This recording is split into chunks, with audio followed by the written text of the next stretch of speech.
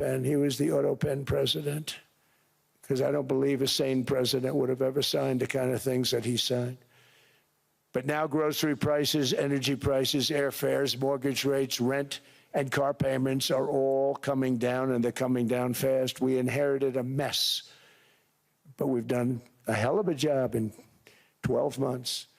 Under my most favored nation policy for drug prices, the cost of prescription drugs is coming down by up to 90%, depending on the way you calculate. You could also say 5, 6, 7, 800%.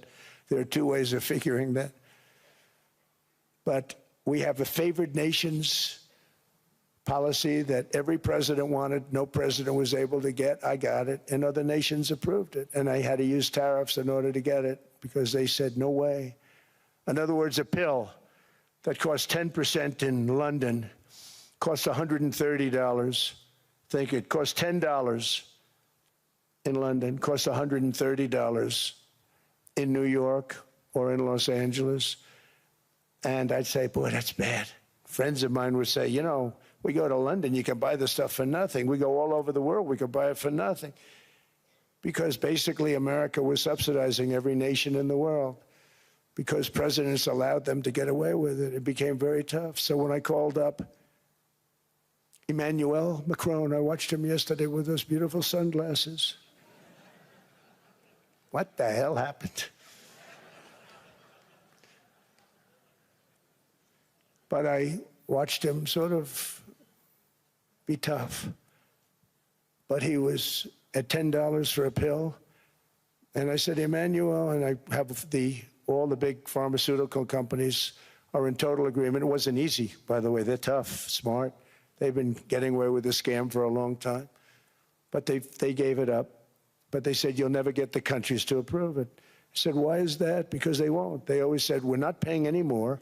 Get the rest for the United States. So over the years, they stayed the same. We just went up, up, up.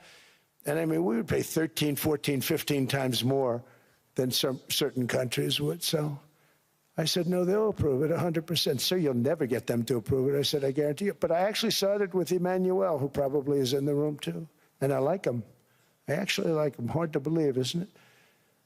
And I said, Emmanuel, you're going to have to lift the price of that pill to $20, maybe $30. Think of that. That means it's a doubling of prescription drugs. Might be a tripling, might be a quadrupling. It's not easy.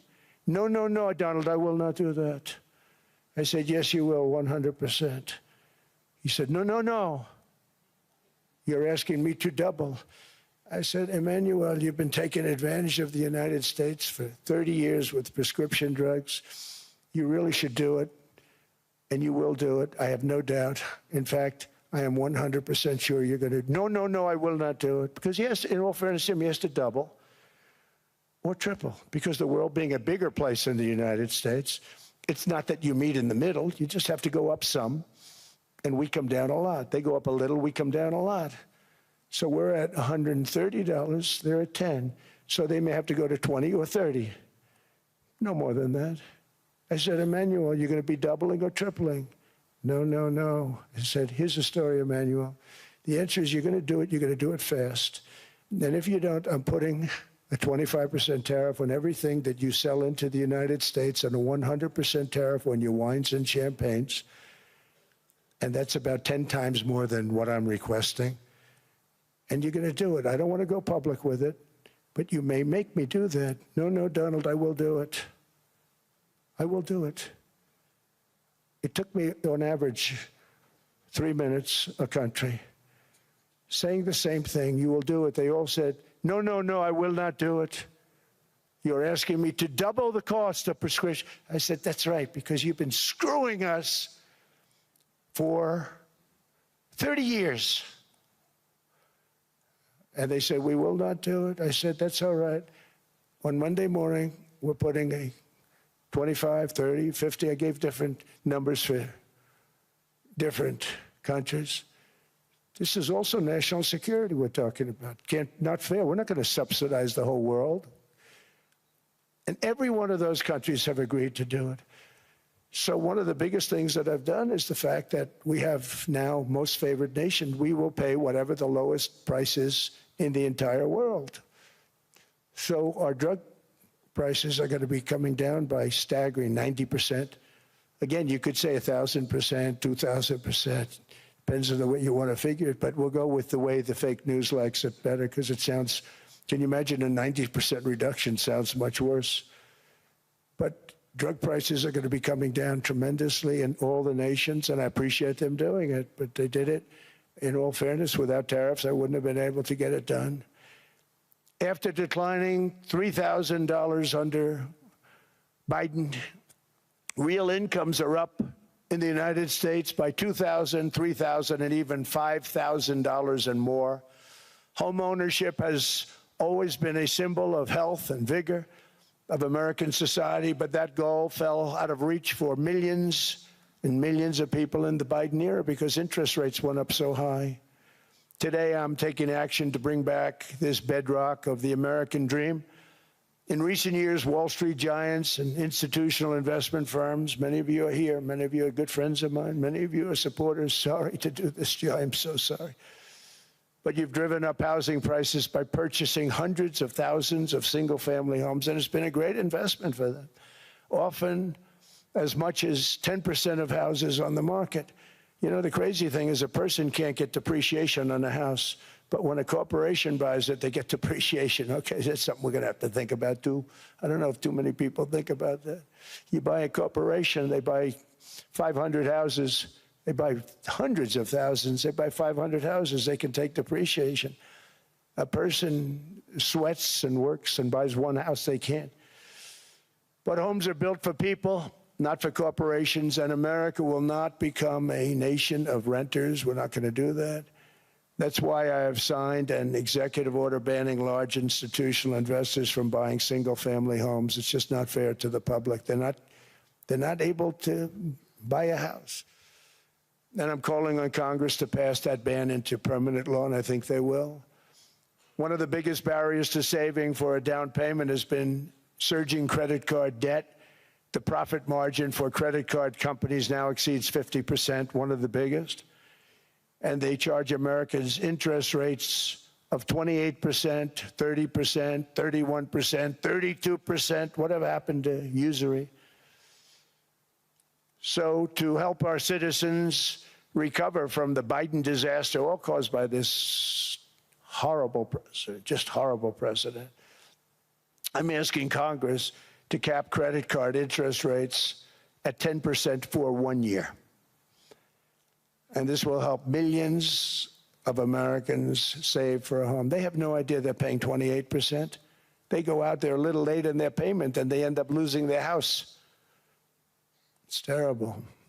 To unleash innovation in savings and financing, I'm also working to ensure America remains the crypto capital of the world. And to that end, last year, I signed the landmark Genius Act into law. Now Congress is working very hard on crypto market structure legislation, Bitcoin, all of them, which I hope to sign very soon, unlocking new pathways for Americans to reach financial freedom. And I did it for two reasons. Number one, I thought it was politically good, and it was. I got tremendous political support. But more importantly, China wanted that market, too. It's just like they want the AI. And we've got that market, I think, pretty well locked up. If I didn't do it, you know, Biden was totally against it until before the election when they realized that, you know, there were millions of people voting against him over crypto. And all of a sudden, they loved it very much, but it was too late. They blew it. But it is politically popular, but it's much more importantly, we have to make it so that China doesn't get the hold of it. And once they have that hold, we're not going to be able to get it back. So I'm honored to have done it. Finally, I've instructed government-backed institutions to purchase up to $200 billion in mortgage bonds to bring down interest rates.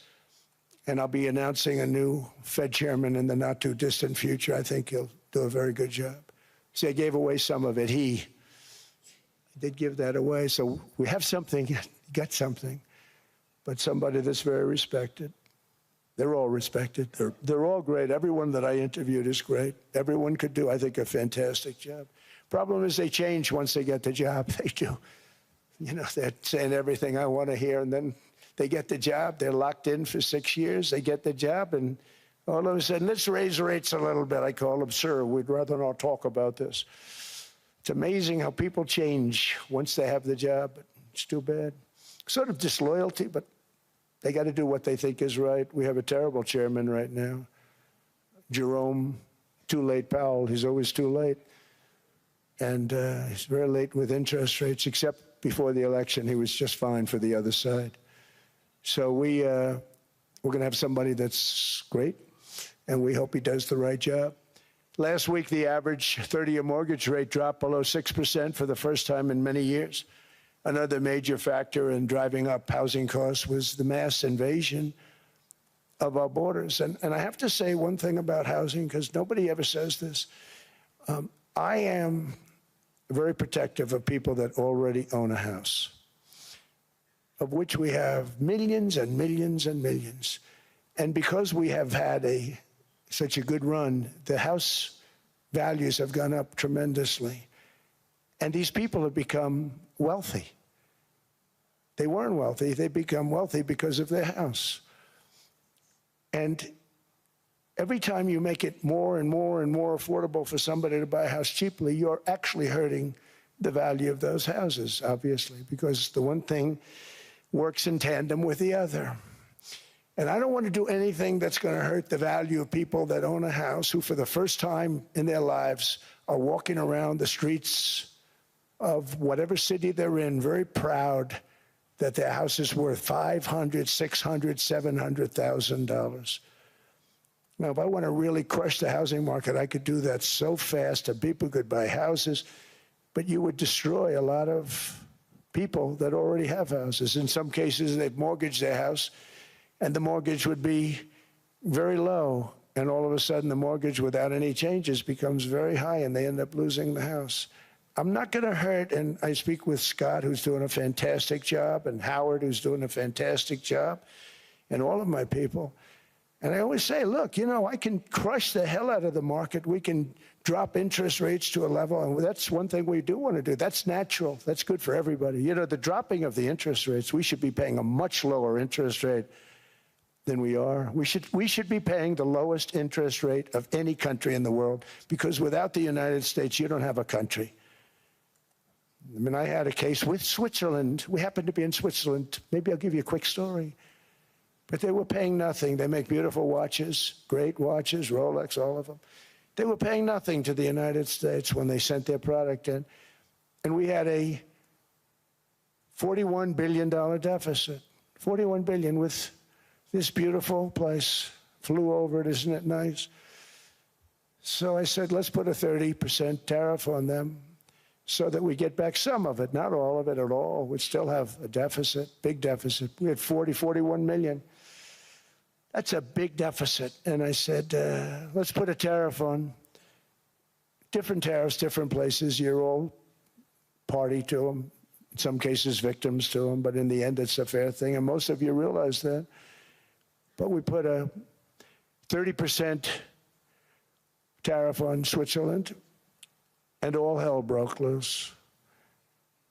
They were calling, I mean, like you wouldn't believe. And I know so many people from Switzerland, incredible place, incredible, brilliant place. But I didn't realize that they're only good because of us. And there's so many other examples. I mean, us, probably other places, but a majority of the money they make is because of us, because we never charged them anything. So they come in, they sell their watches, no tariffs, no nothing. They walk away, they make $41 billion on just us. So I said, no, we can't do that. So I'm going to bring it up. I still would have a deficit pretty substantial, but I brought it up to 30%. And I guess Prime Minister, I don't think President, I think Prime Minister called a woman, and she was very repetitive. She said, no, no, no, you cannot do that, 30%. You cannot do that. We are a small, small country. I said, yeah, but you have a big, big deficit. You may be small, but you have a bigger deficit than big countries. He said, no, no, no, please, you cannot do it. Kept saying the same thing over and over. We are a small country. I said, but you're a big country in terms of, and she just rubbed me the wrong way, I'll be honest with you. And I said, all right, thank you, ma'am, appreciate it. Do not do this. Thank you very much, ma'am. And I made it 39%. And then all hell really broke out. And I was paid visits by everybody. Rolex came to see me. They all came to see me. But I realized, and I reduced it, because I don't want to hurt people. I don't want to hurt them. And we brought it down to a, lower level. Doesn't mean it's not going up, but we brought it down to a lower level. But they pay now, tariff. But I realized that we have many places like that where they're making a fortune because of the United States. Without the United States, they wouldn't be making anything. Think of it. Switzerland made $41 billion on us. And as she said, it's a small place. And I realized with that, I don't know, it was so, because she was so aggressive. And I realized in that conversation that the United States is keeping the whole world afloat. Many places, I could give you 6, 7 places just in the people in this little area. I know every one of them. They're sort of, they're looking down. They don't want to see me. They don't want to stare me in the eyes. But they're taking advantage of, everybody took advantage of the United States. But I've been very fair, and I gave them a tariff, and it was fine. But I realized that without us, it's not Switzerland anymore. Without us, it's not any of the countries that are represented here. And we want to work with the countries. We want to work with them. We're not looking to destroy them. I could have said 39, 40%. I could have said I want a 70% tariff, then we make money with Switzerland. But Switzerland would have been probably destroyed, financially destroyed. I don't want to do that. But we should be paying the lowest interest rate of everybody. I hope Scott's listening to this, because we should be paying the lowest interest rate of everybody. Without us, most of the countries don't even work. And then you have the protection factor. Without our military, which is the greatest in the world by far, without our military, you have threats that you wouldn't believe. You wouldn't believe. You don't have threats because of us, and that's because of NATO. One other thing, and I have to say it so importantly, in the old days, and I used to say I'm the youngest in the room. Now I'm among the older. I hate to say it. I don't feel old, but I'm among the older. But I remember not long ago, 20, 25 years ago, when good news came out about, let's say, the United States. The United States had a great quarter. The United States had a great month. All the stocks went up. And that's the way it's supposed to be. Now when they say the United States had a record quarter, it's unbelievable how well it's doing, all the stocks crash because they say, oh no, inflation, they're going to raise interest rates. And they do. Some of these stupid people like Powell, they raise interest rates. And what they do is they stop you from being successful. It used to be when we had a great quarter, a great month, great earnings, great anything, any good news, the stock market went up. That's the way it's going to be. We got to do that again, because that's the way it should be. Now when we have a great month, they want to kill it. Like we did over 5%. People were surprised. We should do 20%. We could do 25%. When we announce good numbers, and the reason is they're so petrified of inflation. And growth doesn't mean inflation. We've had tremendous growth with very low inflation. In fact, growth can fight inflation, proper growth. So we want to get back to the days when we announce great numbers, because we're going to be announcing phenomenal. You know, all these factories that are being built at record, thousands of businesses are being built right now. Remember, $18 trillion is invested. I think the second number is 3. And that was China many years ago. Investments in the country from outside. 18 trillion, nobody's ever seen. And that's money coming in and building things, factories. Thousands of businesses are being built, thousands. Hundreds of big factories, car plants are moving back to the United States. They're coming in from Canada, they're coming in from Mexico, from Japan, Japan's coming in and building plants here in order to avoid tariffs.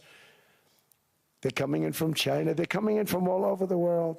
We have more plants being built now, car plants, than we've ever had built, even in the heyday from the 1940s and 50s. And they're bigger. They don't use renovations anymore where they take an old plant, they rip it down, they build a brand new plant, super modern plant. But it's happening at levels that nobody's ever seen. In 2024, the U.S. built less than 2 million new homes, but Biden admitted more than 8 million new migrants. And those days are over. In 2025, for the first time in 50 years, the United States had reverse migration. Boy, that was nice. And these were criminals that were being taken out of our country because they allowed people to come into our country from jails, from gangs, drug dealers, murderers. 11,888 murderers. We've gotten most of them out. And then ICE gets beat up by stupid people from leadership in Minnesota. We actually are helping Minnesota so much, but they don't appreciate it. Most places do. You know, Washington, D.C. is the safest place now in the United States. It was a very dangerous place to walk, and now you can walk with your wife, your kids, right through the middle of the city. Right now, Washington, D.C. is as safe as it gets. It was one of the most unsafe, I had to admit. We sent in the military, the National Guard. Within 2 months, it was great. Within 3 months, it's like a really great place and a safe place and a beautiful place. It's even been cleaned up. The graffiti's gone. The fences are gone. We don't have to worry about fences anymore. All of the places, the grasses are cut and replaced with new grass in many cases. It's all going to happen in the spring. But Washington and D.C. is beautiful again, and it's safe. New restaurants are opening up. They were all closing.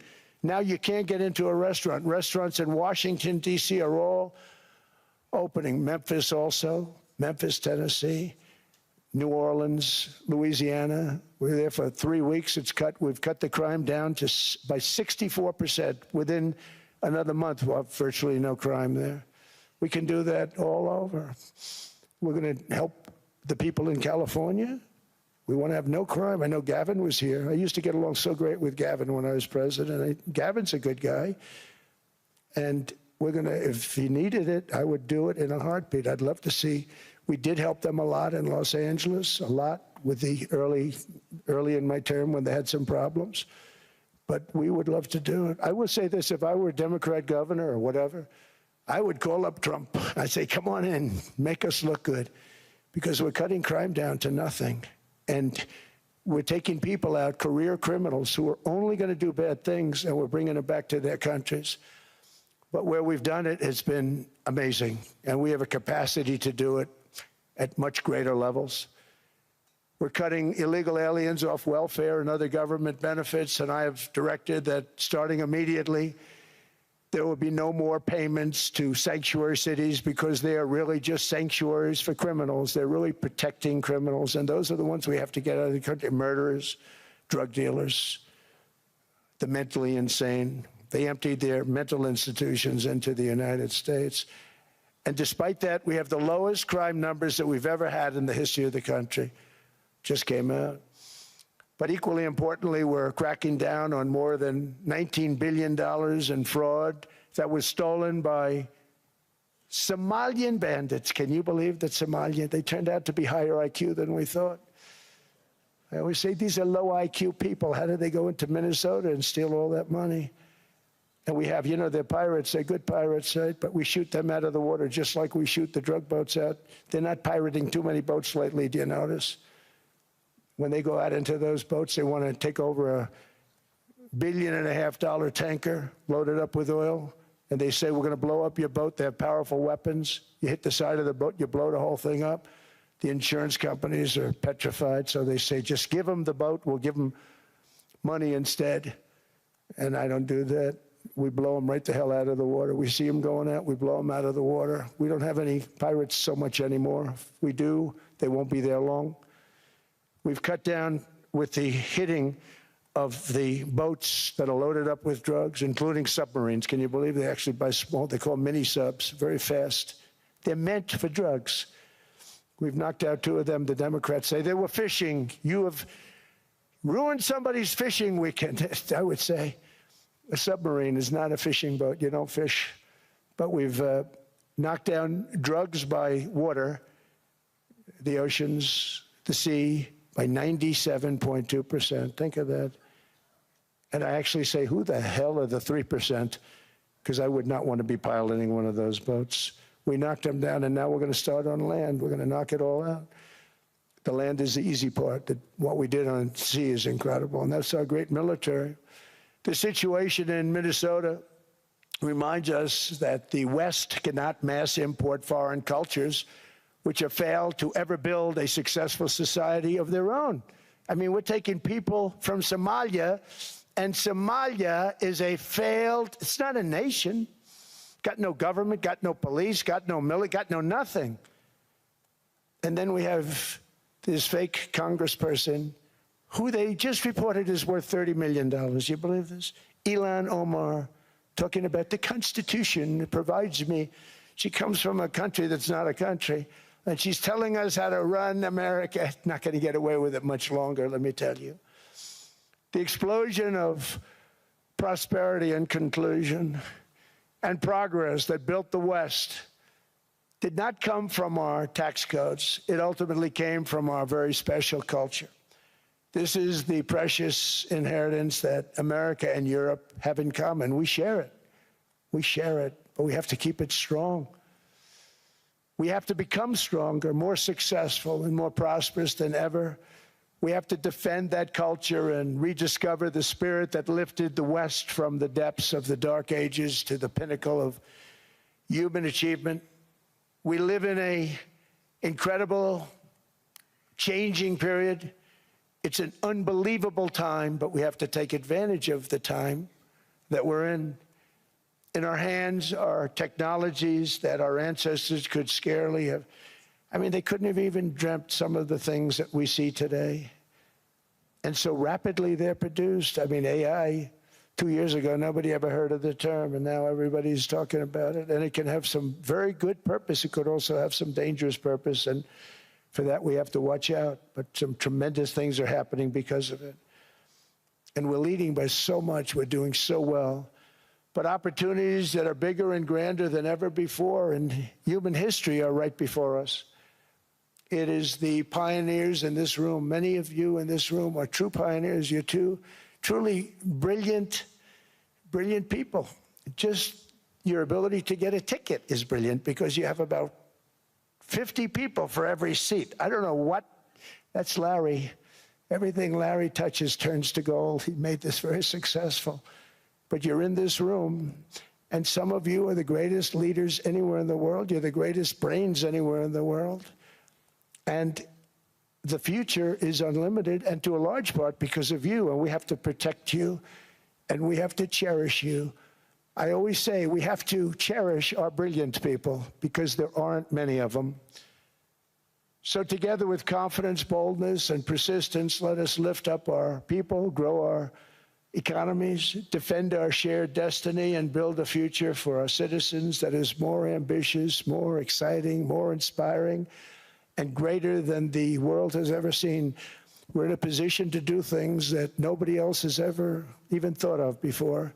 And many of the people in this room are the ones that are doing it, and I want to congratulate you, and I'm with you all the way. You can do things that nobody else can even think about. So I congratulate you on your tremendous success. And the United States is back, bigger, stronger, better than ever before. Thank you, Mr. President, for your speech. I do have a few follow-up questions, if it's okay. Sure. I don't think I should start with Greenland, maybe. I'll start with the economy. The U.S. economy is doing really, really well. But how to sustain this growth moving forward? Because there's always a recession looming around the corner. Well, you know, the one thing about economies and recessions is sometimes you get hit unexpectedly and there's nothing you can do about it. All brilliant people, but there's nothing. One example was COVID. We had an economy going at levels like nobody had ever seen my first 2.5, 3 years. And then I heard the word pandemic, not COVID. They came up with that name over a period of time. We won't get into that. But I heard the word pandemic.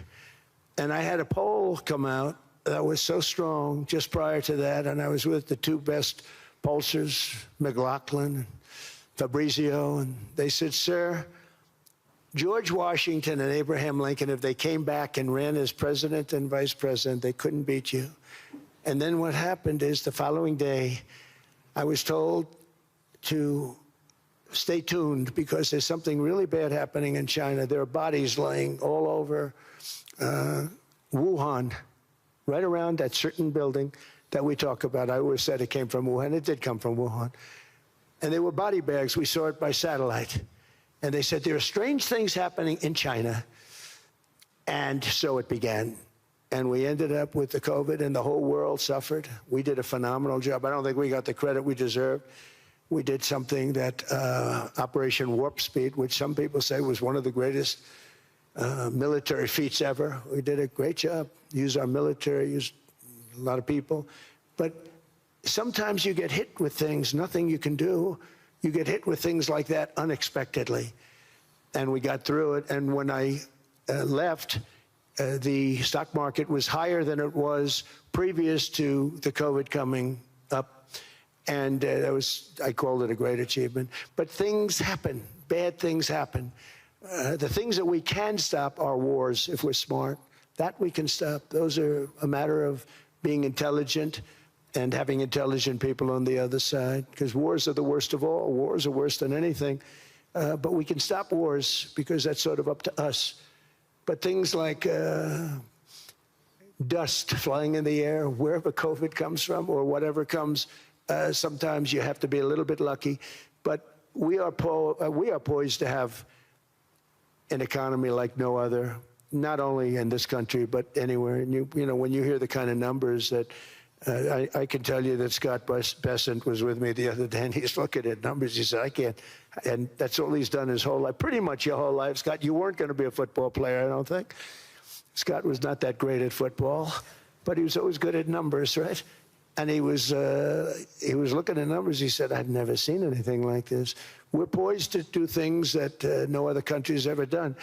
And, you know, luck, I hate to say it, but we need a little luck. We don't want to get hit by something that nobody could have thought. Whoever thought we were going to hit by a pandemic? You know, when I heard the word pandemic, I said, oh, that's an ancient problem. World War I, they lost 100 million people. It actually ended World War I. A lot of people don't know. The Spanish flu in World War I ended the war because all the soldiers were sick. The soldiers were so sick on both sides, and that war was raging, and they were all dying from the Spanish flu. They were sick as dogs. They couldn't fight. So, you know, you don't know how that would have turned out. But so we do, I mean, subject to that, and I always have to put a caveat in for it, but we're poised to have the greatest growth of any large country, I think any country that there's been. When you look at what's happening in the United States, it's really amazing. Thank you.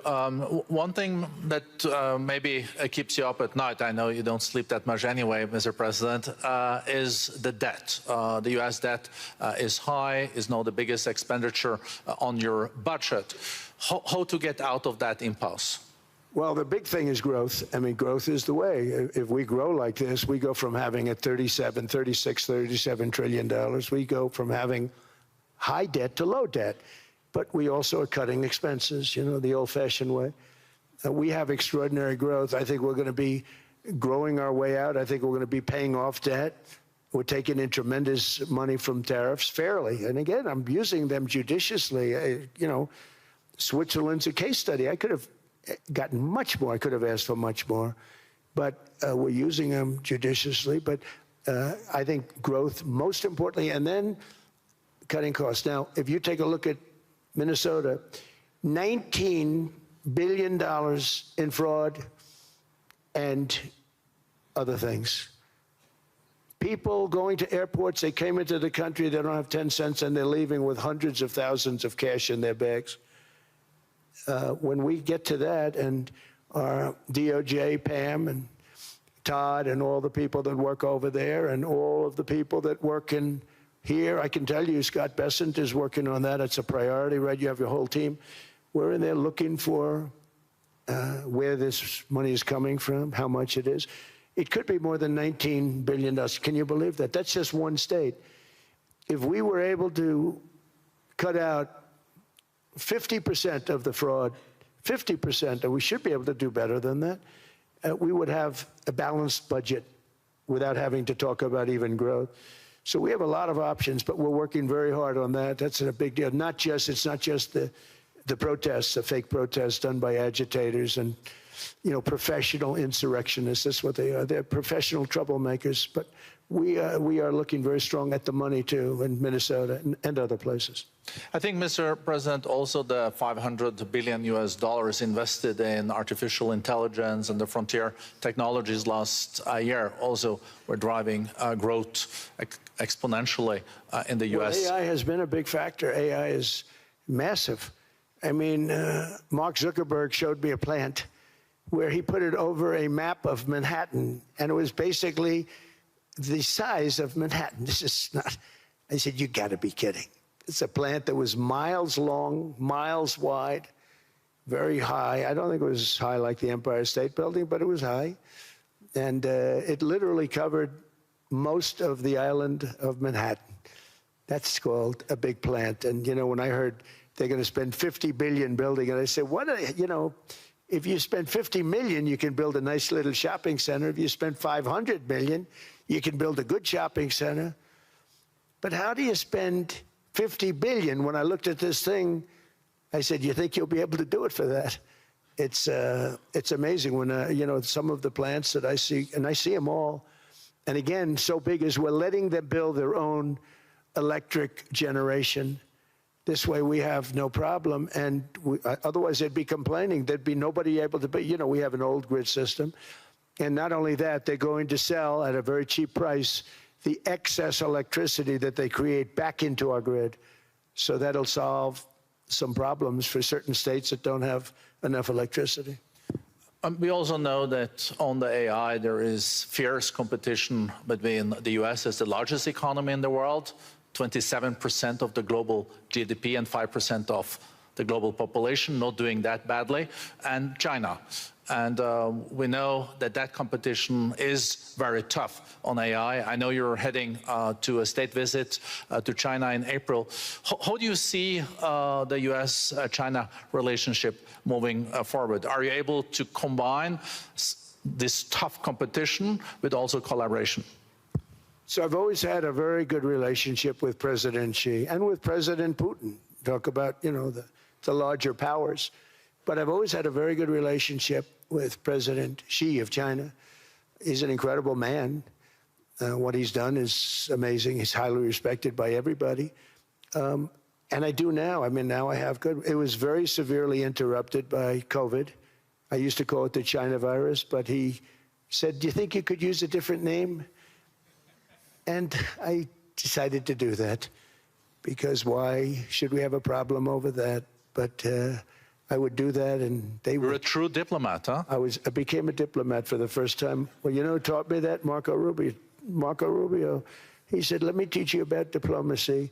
Hey, any guy that gets approved by 100% of the votes, think of it, he got liberal Democrats and radical right Republicans to approve him. He's the only one. The next one was like lost 45 votes, right? But he got all 100 votes voting for him. And at first I wasn't happy about it. I said, wait a minute, I don't like that.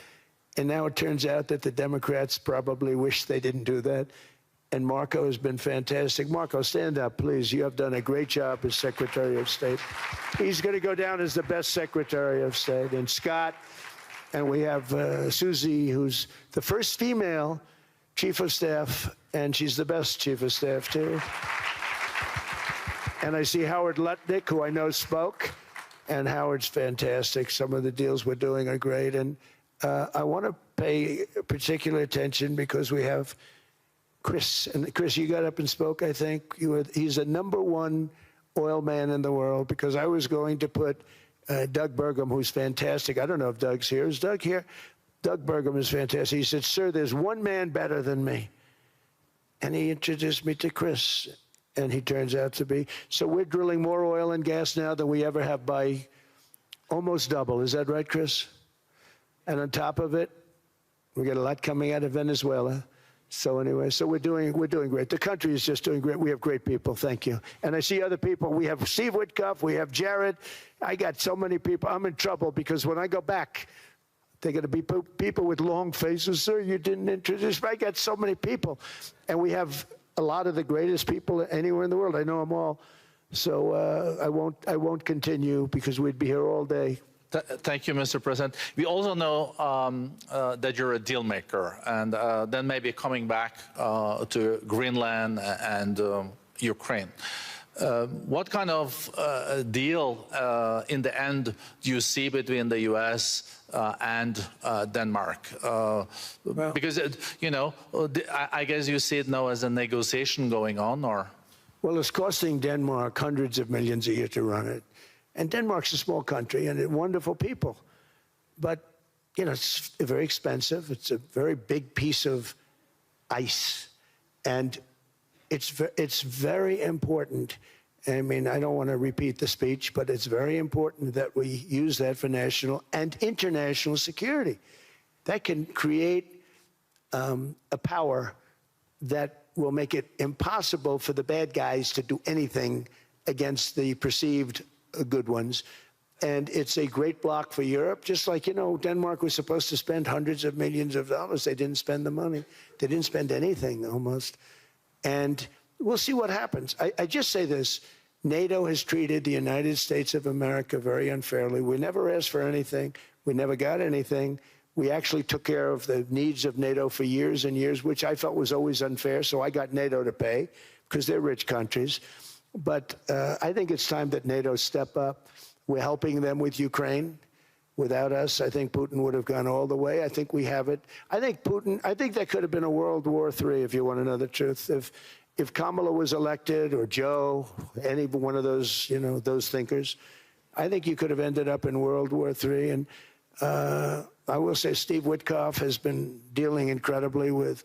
But we're not going to have World War III. We want to get it stopped, but we're not going to have World War III. I think if I wasn't elected, I think that could have evolved into World War III. It was a very, very bad situation. And it still is, but it's not that kind of bad. It's bad because so many young people are being killed. How close do you think there is on an agreement on Ukraine? I had the pleasure of speaking with Steve Witkoff and Jared Kushner yesterday. I know they're working hard on it. I know that they're also traveling now. Do you see this very close or still? Well, I hate to say it. I thought that was going to be so. I settled 8 wars plus. And I thought that was going to be one of my easier ones. Not the easiest. Some I settled in a matter of hours because I'm good at that stuff. You know, the United Nations should be doing this. I shouldn't be doing it, but it doesn't matter. It's got to get done, saving a lot of lives. We're saving millions of lives. With Ukraine, Russia, there's tremendous hatred between President Zelensky and President Putin. That's not good. That's not good for settlements. We know from dealing. There's abnormal hatred. With that being said, I think Russia wants to make a deal. I think Ukraine wants to make a deal. And we're going to try getting a deal done. We're getting, I think, Steve, I think I can say that we're reasonably close. But what happens is oftentimes we'll have a deal with Russia. Russia's set, and President Zelensky will not do it. You saw that when he was in the Oval Office. I was not happy. And then we'll have President Zelensky wants to make a deal, and Putin doesn't want to make the deal. It's a very difficult balance, and it's big time, and it is, you know, to use a word, it's a bloodbath. It's horrible what's happening. It's a drone war. The drones are killing, you know, thousands of people a week, thousands. We have to get it stopped. So I believe they're at a point now. I'm going to meet with President Zelensky later today. I believe they're at a point now where they can come together and get a deal done. And if they don't, they're stupid. That goes for both of them. And I know they're not stupid. But if they don't get this done, they are stupid.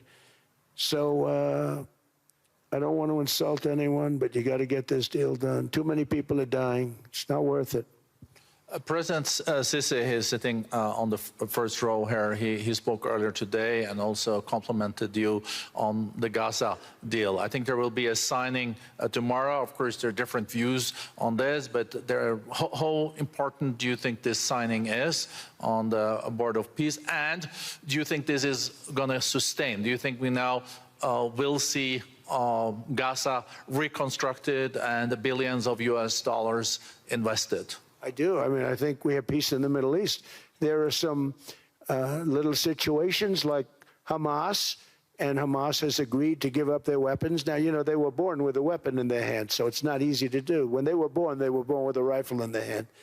It's not an easy thing for them, but that's what they agreed to. They've got to do it. And we're going to know, Jared, over the next 2 or 3 days, certainly over the next 3 weeks, whether or not they're going to do it. If they don't do it, they'll be blown away very quickly. They'll be blown away. You know, we have 59 countries that are part of that whole peace deal. And some of those countries aren't even they're near the Middle East, but they're not in the Middle East traditionally. And they want to come in and take out Hamas. They want to come in. They want to do whatever they can. There's a problem with Hezbollah in Lebanon, and we'll see what happens there, but that's a problem. But there are these little flames, but there's peace in the Middle East. Now, had we not gone in and knocked out with those big, beautiful, we just ordered 25 brand new ones, the latest and the greatest, the B-2 bomber. Think of them, they went in there at 2 o'clock in the morning with no moon, no light, no nothing, and every single one of those massive bombs hit its target, 100,000-pound bombs hit its target, every one of them. And then on top of it, from a submarine 300 miles away, we hit the sites with tomahawks, which is an unbelievable weapon. So, you know, we did our job. If we didn't do that, you would have never had peace in the Middle East. And the countries like Saudi Arabia, UAE, and Qatar could never have, and others could never have signed anything because you would have had this dark cloud, and the dark cloud was Iran with nuclear. Iran would, if we didn't take them out, they would have had a nuclear weapon within 2 months. They were very close to having the nuclear weapon, and we hit them hard. And it was a total obliteration. If they may try again, but they're going to have to try from a different area because that area was obliterated. Incredible thing we did. And because we did that, we were able to make peace. If we didn't do that, I would say, Jared and Steve, if we didn't do that, there was no chance of making peace because the countries I just named and other countries could have never signed off. They were afraid. They were afraid. We had a bully. The bully was Iran, the bully of the Middle East. They used to call it for years. They were the bully of the Middle East. They're not the bully of the Middle East anymore. I've come to this year's World Economic Forum with truly phenomenal news from America. Yesterday marked the 1-year anniversary of my inauguration, and today, after 12 months back in the White House, our economy is booming, growth is exploding, productivity is surging, investment is soaring, incomes are rising, inflation has been defeated, our previously open and dangerous border is closed and virtually impenetrable, and the United States is in the midst of the fastest and most dramatic economic turnaround in our country's history. Under the Biden administration, America was plagued by the nightmare of stagflation, meaning low growth and high inflation, a recipe for misery, failure, and decline. But now, after just 1 year of my policies, we are witnessing the exact opposite. Virtually no inflation and extraordinarily high economic growth. Growth like I believe you'll see very shortly our country has never seen before, perhaps no country has ever seen before. Over the past 3 months, core inflation has been just 1.6%. Meanwhile, fourth quarter growth is projected to be 5.4%, far greater than anybody other than myself and a few others had predicted. Since the election, the stock market has set 52 all-time high records. So that's in 1 year, 52 records, adding $9 trillion in value to retirement accounts, 401ks, and people's savings. People are doing very well. They're very happy with me.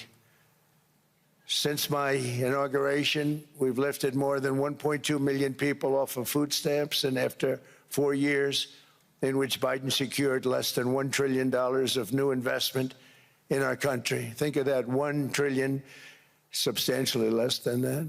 In 4 years, we've secured commitments for a record-breaking $18 trillion, and we think when the final numbers come out, they'll be closer to $20 trillion of investment.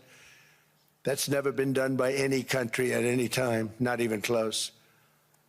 Just over 1 year ago, under the radical left Democrats, we were a dead country.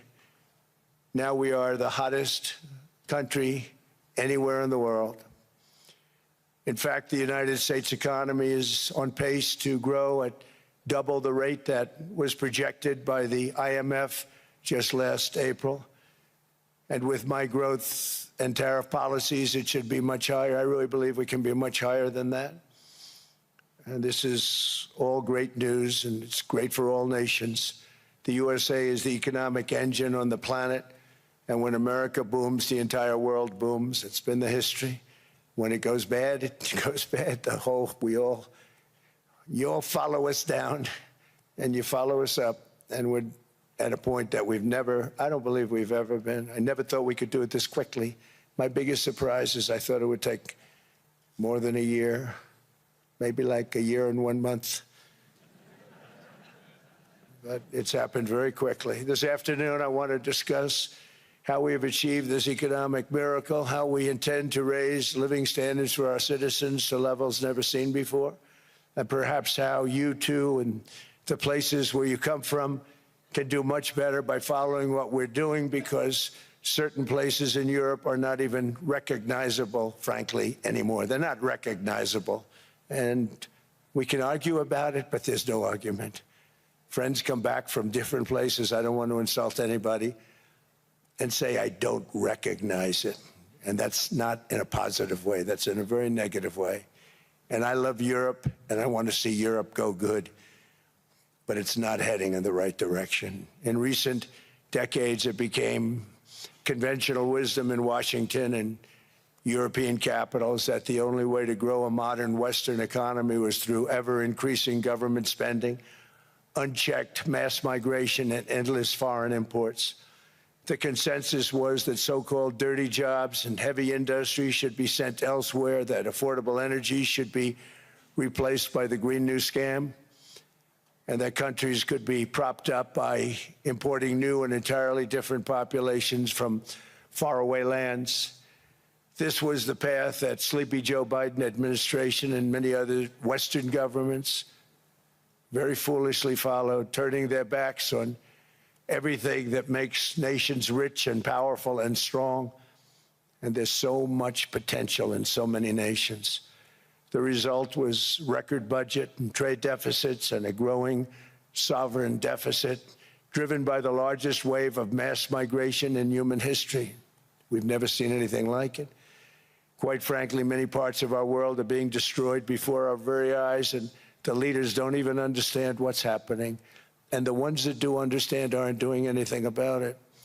Virtually all of the so-called experts predicted my plans to end this failed model would trigger a global recession and runaway inflation. But we have proven them wrong. It's actually just the opposite. In 1 year, our agenda has produced a transformation like America has not seen in over 100 years. Instead of closing down energy plants, we're opening them up. Instead of building ineffective, money-losing windmills, we're taking them down and not approving any. Instead of empowering bureaucrats, we're firing them, and they're going out and getting jobs in the private sector for 2 and 3 times what they were making in government.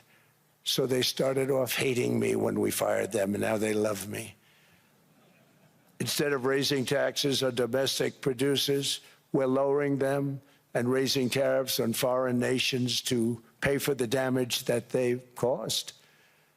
In 12 months, we have removed over 270,000 bureaucrats from the federal payrolls, the largest single-year reduction in government employment since the end of World War II.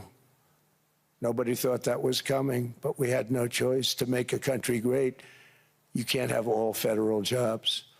We've cut federal spending by $100 billion and slashed the federal budget deficit by 27% in the single year. It's going to go down quite a bit more from that, driving inflation way down from the record highs of the Biden administration. Every month, they went up and up and up. I promised to cut 10 old regulations for every single new regulation. But instead, I've cut, actually, till this point, 129 regulations for every one new regulation approved. So every time they come in with a new regulation, we do at least 10, but so far it's averaging out to 129, if you can believe it. In July, we passed the largest tax cuts in American history, including no tax on tips, no tax on overtime, no tax on Social Security for our great seniors. We also provided 100% expensing, that's the one they like, and bonus depreciation for all new equipment and capital investments to help companies expand and shift production to America. They are so in love with that. They build a plant, they're able to deduct it immediately, the whole thing, rather than waiting 38 to 41 years in the old days. This is a miracle taking place. Nobody thought it would ever be done by any country, but it's done by us. It was what made my first term the most successful four-year term that we've ever had from a financial standpoint. And now we've upped it. This is a 10-year program, not a one-year program, but you're allowed to deduct everything in 1 year. It used to be 38 to 41 years.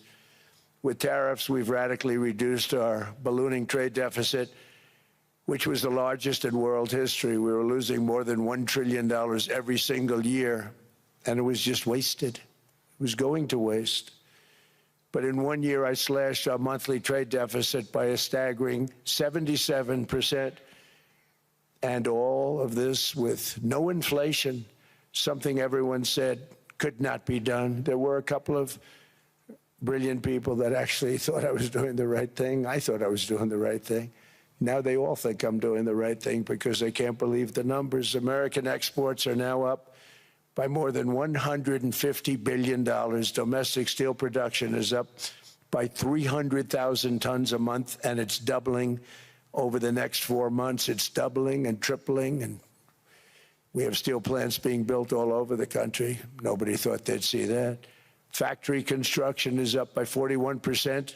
And that number is really going to skyrocket right now because that's during a process that they're putting in to get their approvals, and we've given very, very quick, fast approvals.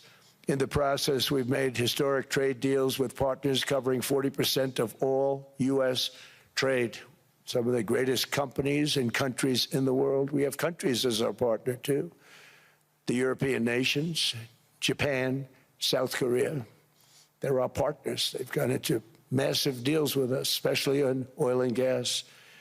And these agreements raise growth and cause stock markets to boom, not only in the U.S., but virtually every country that came to make a deal, because, as you've learned, when the United States goes up, you follow. It's really become a staple. In America, I've stopped the nation-wrecking energy policies that drive up prices while sending jobs and factories to the world's worst polluters. They are indeed polluters. Under sleepy Joe Biden, new domestic oil and gas leases fell by 95%. Think of that. And they wonder, why was gasoline going up so fast? The gasoline